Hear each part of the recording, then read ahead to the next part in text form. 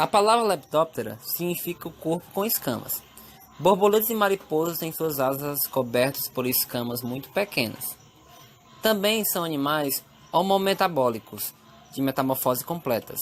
Significa que seu corpo físico na fase adulta é muito diferente da fase jovem. Os lepidópteros apresentam 4 fases: ovo, lagarta, proxálida e a fase adulta.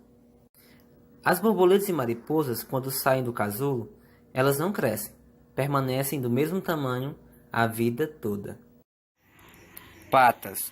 O tórax é dividido em 3 segmentos rígidos de quitina, cada um com um par de pernas. Em muitas borboletas, o primeiro par é tão minúsculo que temos a impressão de que elas possuem 4 patas. Espiráculos. São aberturas localizadas ao longo de todo o corpo, mas que geralmente se concentram nas laterais do abdômen. Eles atuam como um pulmão, já que a borboleta não o tem. Absorvem oxigênio e expulsam o gás carbônico. Olhos. São grandes e compostos, ou seja, formados por várias lentes pequenas. Elas geram imagens em todos os sentidos, permitindo ao bicho uma melhor perspectiva do seu entorno. Também veem raios ultravioletas, imperceptíveis ao ser humano. Espirotromba. É uma espécie de canudinho que suga o néctar das flores. Seu tamanho varia de acordo com a dimensão e o tipo da flor que a borboleta visita. Mas nem sempre dá para vê-lo, porque durante o voo ele pode ficar rente ao abdômen ou enrolado. Asas. São 2 pares revestidos de um conjunto de escamas, coloridas e sobrepostas, como as telhas de um telhado. Formadas por camadas de quitina, as escamas regulam a temperatura corporal, refletindo ou absorvendo a luz solar. A ordem Lepidoptera apresenta muitas características comuns a outros insetos. O corpo dos indivíduos pertencentes a esse grupo é dividido em 3 estágios: cabeça, tórax e abdômen. 6 pernas articuladas, terminadas em uma garra, 2 olhos compostos e 4 asas relativamente grandes. As borboletas apresentam cores mais fortes e vibrantes que as mariposas. Entretanto, as mariposas possuem tons mais amarronzados, mas algumas espécies possuem tons fortes. Outra característica interessante é sobre o hábito de vida. As borboletas possuem hábito diurno, enquanto a maioria das mariposas são ativas durante a noite. Além dessas diferenças, as mariposas e borboletas diferem-se em seu desenvolvimento. Ambas passam pela fase de pupa, mas somente as mariposas produzem casulo com fios de seda que saem da sua boca. As asas desses insetos também são um fator de diferenciação. As borboletas deixam suas asas unidas em posição vertical quando estão em repouso. Já as mariposas deixam suas asas abertas em posição horizontal estendidas sobre o corpo. Por fim, podemos diferenciá-las também pelas antenas. As borboletas possuem antenas clavadas, ou seja, finas com extremidades dilatadas. As flores polinizadas por esses insetos têm adaptações admiráveis. As borboletas geralmente polinizam as flores de cores avermelhadas e alaranjadas, enquanto as mariposas polinizam as de cores brancas e pálidas, devido às mesmas possuírem um hábito noturno. Além disso, normalmente as flores polinizadas por esses insetos apresentam uma corola adaptada ao aparelho bucal sugador das borboletas e mariposas. Meu nome é Bruno e eu estou aqui para falar um pouco da ordem de insetos Odonata, mais especificamente da subordem Anisoptera, popularmente conhecidas como libélulas. A família Libellulidae, conhecidas comumente como escumadeiras, possui a maior variedade de espécies, vivendo em pântanos e lagos, e seu tamanho pode variar em cerca de 20 a 70 milímetros. Elas têm uma ampla distribuição em várias partes do mundo e, quando no estágio de larva, se alimentam de peixes, de outras larvas e de microcrustáceos.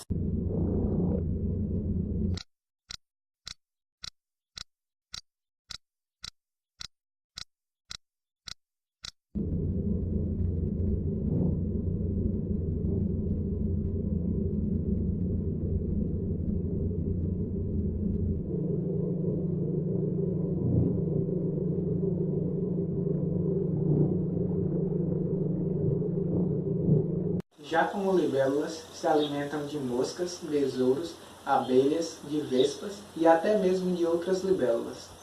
Pode variar de alguns minutos durante o voo e até mesmo horas durante o acasalamento em repouso. O parismo de macho e fêmea para o ato forma a figura de um coração. Os ovos são depositados junto à água ou em alguma planta submersa e de 2 a 3 semanas formam o estágio de larva, também chamada de ninho. E assim começa o ciclo de vida aquático, que pode durar até 5 anos. Só depois nascem as libélulas.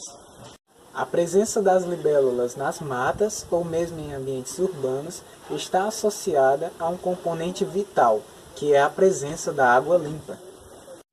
E como esse recurso tem sido cada vez mais degradado, a ameaça à existência das libélulas é quase que fato consumado, embora aqui no Brasil existam 1.200 espécies e no mundo 5.000 espécies.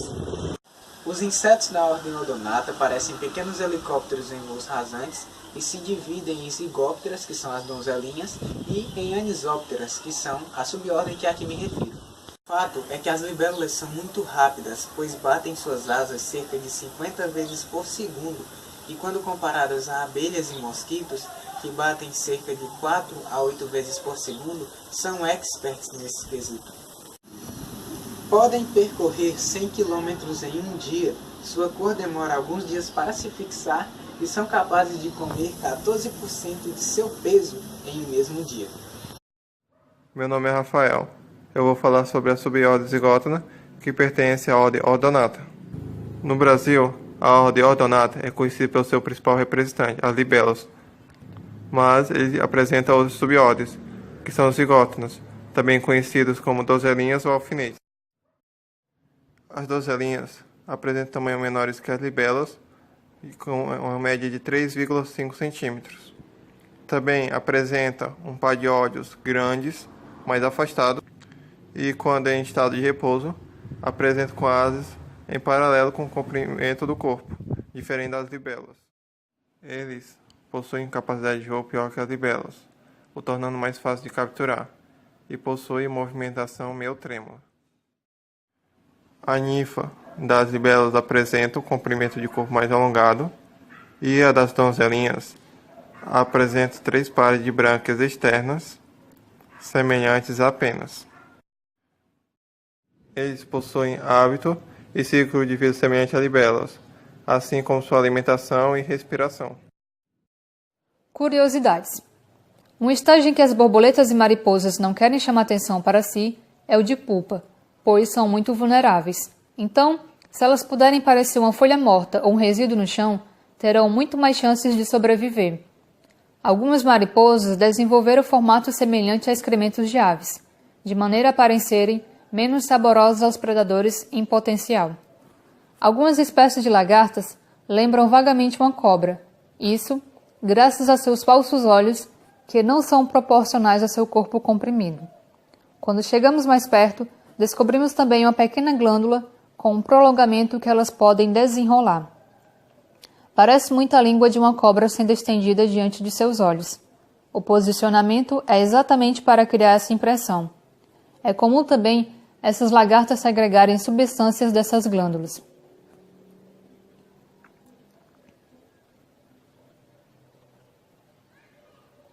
Do ponto de vista de um predador, por que se incomodar com coisas que tanto podem ser um risco, com apenas terem um gosto ou um cheiro ruim? Lagartas de tenda constroem grandes massas de seda em árvore, que formam como uma tenda sobre as colônias, então quando não estão comendo em geral durante o dia, ou quando querem apenas evitar o sol e os predadores, ficam todas dentro da tenda agrupadas num galho com essa grande estrutura de seda em torno delas. De uma seda muito fina, mas tecida em várias camadas. Positivamente uma barreira formidável para qualquer predador que tente penetrar. É no estágio ninfal que as libélulas passam a maior parte da vida no fundo de um lago ou num riacho. É um momento bastante traumático, uma ninfa ter que sair da água para emergir como um adulto voador. Tudo tem que mudar instantaneamente, como aprender a circular e até respirar. É uma mudança bem drástica, difícil como um nascimento.